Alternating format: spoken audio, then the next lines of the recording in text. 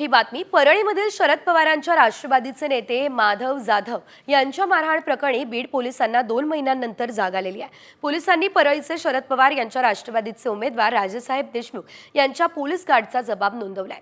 या प्रकरणी गुन्हा दाखल करण्याची प्रक्रिया सुरू आहे. विधानसभा निवडणुकीच्या काळात माधव जाधव यांना बँक कॉलनी परिसरात कैलास फड आणि त्यांच्या साथीदारानं यावेळेस मारहाण केली आणि काही दिवसांपूर्वीच कैलास फडवर हवेत गोळीबार केल्याप्रकरणी गुन्हा सुद्धा दाखल करण्यात आला. त्याला अटक झाली आहे. त्याचा शस्त्र परवाना देखील रद्द करण्यात आलेला आहे.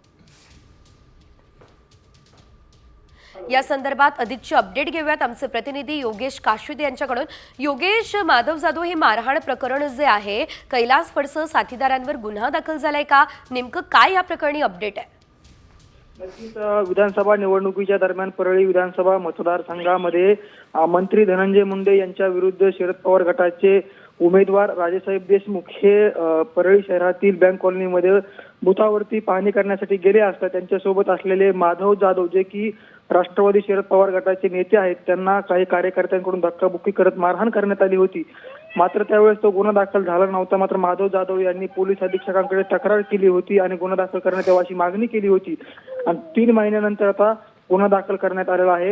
या संदर्भात कैलास फड आणि त्याचा मुलगा आणि इतर 4 जणांवरती हा गुन्हा दाखल परळी शहर पोलीस ठाण्यामध्ये करण्यात आला आहे. अधिक तपास परळी पोलीस करत आहेत.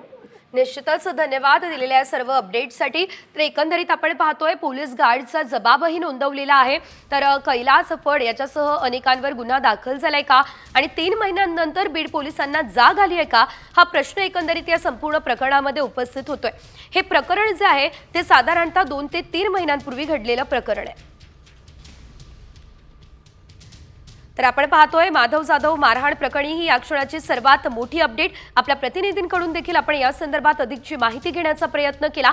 मात्र एकंदरीत आपण जर पाहिलं तर विधानसभा निवडणुकीच्या काळात माधव जाधव यांना बँक कॉलनी परिसरात कैलास फड आणि त्याच्या साथीदारांना मारहाण केलेली आणि काही दिवसांपूर्वी कैलास फडवर हवेत गोळीबार प्रकरणी गुन्हा दाखल झालेला आहे. त्याला अटक झाली आहे आणि त्याचा शस्त्र परवाना रद्द करण्यात आलेला आहे. मात्र तब्बल 3 महिन्यांनंतर पोलिसांना जाग आली आहे का, हा महत्त्वाचा मुद्दा या ठिकाणी उपस्थित होत असल्याचं आपण पाहतोय. पोलिसांनी परळीचे शरद पवार यांच्या राष्ट्रवादीचे उमेदवार राजेसाहेब देशमुख यांच्या पोलीस गार्डचा जबाबही या प्रकरणी नोंदवलेला आहे. गुन्हा दाखल करण्याची प्रक्रिया सुद्धा त्यांनी सुरू केली असल्याचं आपल्याला पाहायला मिळतं. या संदर्भात आपल्यासोबत बातचीत करण्यासाठी अंजली दमानिया या फोन लाईन वरून जोडल्या गेलेल्या आहेत. अंजली ताई, पोलिसांना 3 महिन्यांनंतर जाग आली आहे आणि त्यातही आता हा गुन्हा 3 महिन्यांनंतर दाखल केला जातोय. प्रकरण खूप आधीच घडलेलं आहे. काय आपली प्रतिक्रिया या संदर्भात? नाही, हा व्हिडिओ जो होता तो आपण सगळ्यांनी, म्हणजे मी 30 डिसेंबरला हा ट्विट केला होता आणि अशा असंख्य लोकांनी तो व्हायरल केल्यानंतर तरीही त्याच्यावर काही गुन्हा नव्हता झाला. पण मला असं वाटतंय की आताचे जे SP आहेत त्यांनी ही कारवाई केल्याबद्दल त्यांचे धन्यवाद. आणि असे असंख्य व्हिडिओज जे आहेत त्याच्यात सरळ सरळ दिसतंय की बूथ रिगिंग केलं गेलंय, लोकांना मारहाण केली गेली आहे. असे कमीत कमी 20 ते 25 व्हिडिओ इलेक्शन कमिशनकडे आहेत.